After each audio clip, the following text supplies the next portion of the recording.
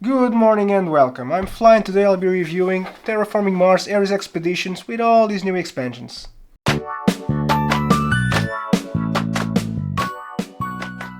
So, for those not aware, Discovery Foundations and Crisis are three small expansions for Terraforming Mars Ares Expedition that they went on crowdfunding somewhere early last year and they just delivered. I actually played a lot of the base game back then, and I was curious when Stronghold Games announced these few new expansions. This won't be a rules overview video, I'll just show you what's inside the box and how it all ties up with the base game, and then I'll tell you what I think about it. So let's go. Okay, so this box comes with three expansions: Discovery, Foundations, and Crisis. Discovery offers you these new upgraded face cards, which you can tell by the upgrades on the top left corner. So basically now your basic face cards have two upgraded versions of them, two better versions of them, which you'll have the opportunity to upgrade to. You'll start out with your usual non-upgraded cards and you might have the chance to upgrade them. So it also comes with a few new corporations. Some of them allow you to upgrade a face card before the game begins. That's one way you can do it. Another way is through some new project cards, which also allow you to upgrade face cards. Some of these new cards also have this wild tag icon on them. So what this means is when you play the card, you decide what the tag is going to be by placing one of these tokens over the wild tag symbol. One other thing it adds is awards and milestones, and these work just the same way they do in the original Terraforming Mars the board game, where you'll randomly pick a few of them to use each game, and for milestones, the first player to achieve this goal gets this tile, which is worth this many victory points at the end of the game. If more than one player achieves this goal in the same round, one player gets the tile, another player gets this token, which is also worth 3 victory points. Awards are for the end of the game, which are also a goal for the most of these symbols. So the player with the most of these gets 5 points, the second to most gets 2 points. Foundations brings the player count up to 6, which means more player boards, more basic and upgraded face cards, more player cubes, and more resource cubes. And the most distinct feature about this new expansion is this new infrastructure track, which you lay atop the main board like so. So this is a new metric, a new parameter, which you all need to max out before the game can end, and you do so by either spending 5 hits and 3 plants, or 15 mega credits in the action phase as usual, and you also get a card for doing so. It also comes with this new supplemental scoring board, which you'll put on the side like so. The reason for this is when you're playing at a higher player count, you can have some cubes on this side and other cubes on the other side, like so. So it's not all cluttered in one space like this. Speaking of cubes,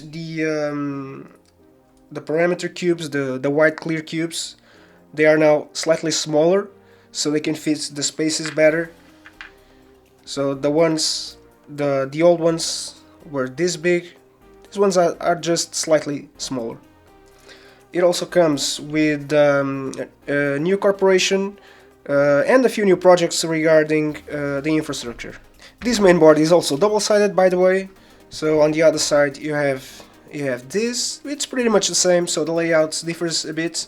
The tracks are in different places and the scoring track is slightly different too, but other than that they're the same. And finally, the Crisis expansion introduces a new co-op/solo mode. It comes with its own specific game board, which you can tell by the ocean reference here, which by the way it's also double-sided. It comes with a few new corporations, which can only be used when playing this mode. Player rates specific to this mode, which tells you the sequence of play. It also comes with this small board, which over here you place the crisis cards, and also has the reference for the each round. You also have these 9 new ocean tiles, which are now double-sided.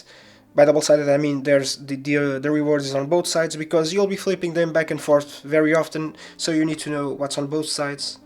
And you have a bunch of these new crisis cards. These essentially are events that will happen to you. These are negative things that are going to happen to you throughout the game. So let's take a look at this one, for example.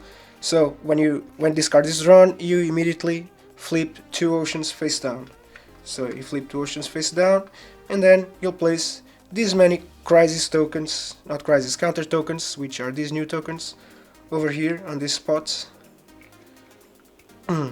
So what this means is, at the beginning of every round, from now on, if this card is still in play, you apply this persistent effect, which lowers the oxygen 2 steps if this card is not dealt with. To deal with these cards, you need to play a science tag to remove one of these counters. So when I play a science tag, I remove one of these counters. When I play a second card with a science tag, I remove the second counter. When every counter has been removed from a card, it is discarded and it's no longer active. Over the course of the game, all of these parameters will be gradually lowering. So whenever a parameter falls in the yellow, you bring out one of these detriment tokens. I mean the matching detriment token. So my oxygen fell into the yellow, so I bring out this token, which reads: "Do not resolve the phase bonus during the development phase." Yeah, this is bad, and if it ever falls to the red, you flip it to the other side, which reads: "Do not resolve the development phase at all," which is even worse. If at any time the token falls to the purple, at the beginning of the rounds in which the token is at the purple, you immediately lose the game. There's also a lot of card dividers, which I don't use because I have most of my stuff in bags. Okay, so it looks like there's quite a lot going on here. And there's really not. Everything I've shown you here, with the exception for the Crisis expansion, are just small modules you can mix and match into the base game as you see fit. In fact, the words and milestones from the Discovery expansions should have been in the base game. I mean, there's no reason not to use them. And if everything else is pretty easy to implement as well. I usually rate expansions by how much I have to detract from the base game every time I'm teaching it. And is it simple enough that you can fit it into every game every time I'm playing with someone new? Because if I have to spend 10 minutes explaining what this overlay board does, or a specific element in a given expansion, or if I feel it's just too much for that one new person who's playing the game, that's usually a big no-no for me. But that's not the case here. You can pretty much explain everything new in just a couple of minutes. See these cards that say upgrade on the corner? Those are better versions of your initial cards. Some corporations and project cards allow you to upgrade them. See this? It's another track. Like oxygen or temperature, it needs to be maxed out before the game can end, and you do so by spending 5 hit and 3 plants or 15 mega credits in the action phase as usual. You also get a card for doing so. These are awards and milestones. These are objectives that will award you points at the end of the game. For the milestones, the first player to complete this objective will get this tile, which is worth 3 victory points at the end of the game. Awards will reward the player with the most of these with 5 victory points, and the second most with 2 victory points. And there you have it. It took me about a minute to explain everything new that comes in this box for the competitive version. And I usually explain it in a way that if you don't know the game, you won't realize you're playing with expansions. Okay, so now we know everything's pretty easy to implement, but is it any good? Yes. Let's go over every main element really quick. I already stated that the awards and milestones should have been in the base game. I'll always play with them. They make for a slightly more interactive game with the race for the objectives, whereas before I played the game like it was a multiplayer solitaire. The upgraded face cards are interesting, so now every of your initial cards has 2 upgraded versions of it, which slightly changes the bonus.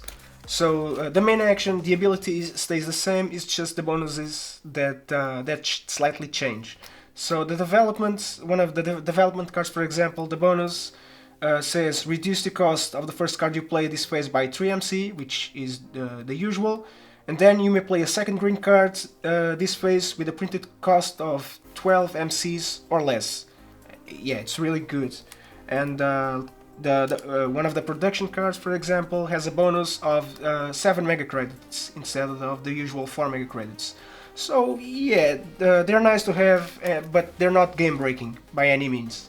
One issue a few people might encounter is that they won't come by any project card that allows them to upgrade a face card. And that actually happened in my last game, where two of us had all of our 5 face cards upgraded, and there was this one player who didn't have a single chance to upgrade a face card. Well, yes, that can happen, but nonetheless, this player finished the game just 2 points behind the player who won. So again, these are nice to have, but they alone won't win you the game. Bringing the player count from 4 up to 6 is good in a sense that you have more people playing the game, you have more people working on the tracks, so the tracks go up faster. Other than that, it's pretty much inconsequential. It's still simultaneous play, it won't add time to the game. What might add time though is a new infrastructure track, because, well, it's another track. You will have to max out before the game can end, and they only actually recommend using it at a 5 or 6 player counts. I'm actually using no matter how many people I have at my table, because even at lower player counts it will only make the game last for about 30% longer, and the game doesn't last that long anyway, so it's fine. Which, by the way, in the box says 60 minutes.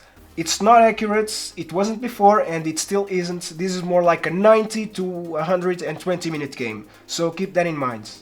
Anyway, what I like about this track is when someone picks the action phase, in which you can rise the tracks, and you look at your resources and you have about 6 heat and 4 plants, and usually that's not enough to rise either temperature or oxygen, but now you can use those leftovers to level up the infrastructure track, which is really neat. As for the co-op version, it's hard. So in the competitive version you're all working together to make the planet habitable, and the one who contributes the most wins the game, which is translated into victory points at the end of the game. This mode is the other way around.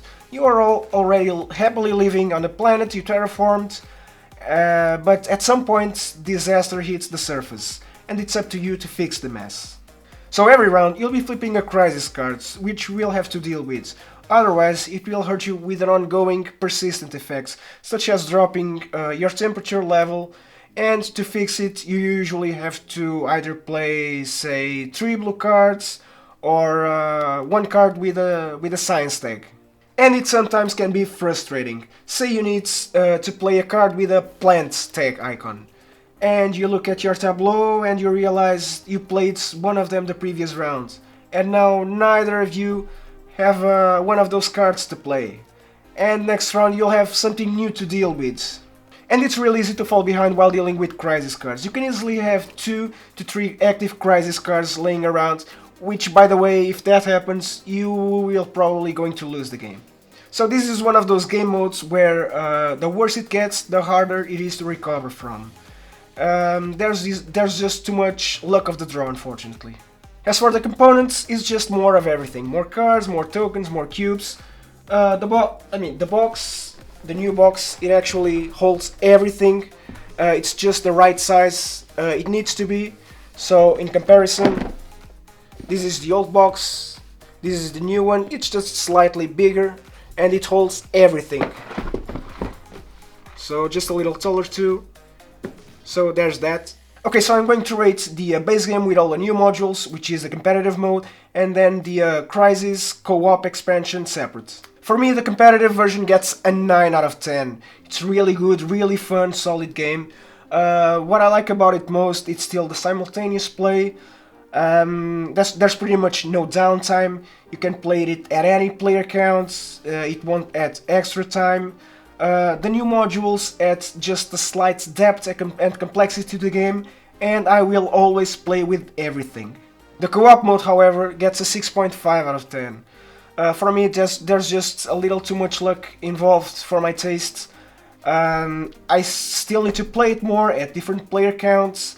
Most likely my opinion will change over time, but right now this is how I feel. And that is that. So what do you think about the game? Do you think the modules make it better or worse? Have you even tried them yet? Do you even like the game? Anyway, thanks for watching, I hope you enjoyed it, and until next time.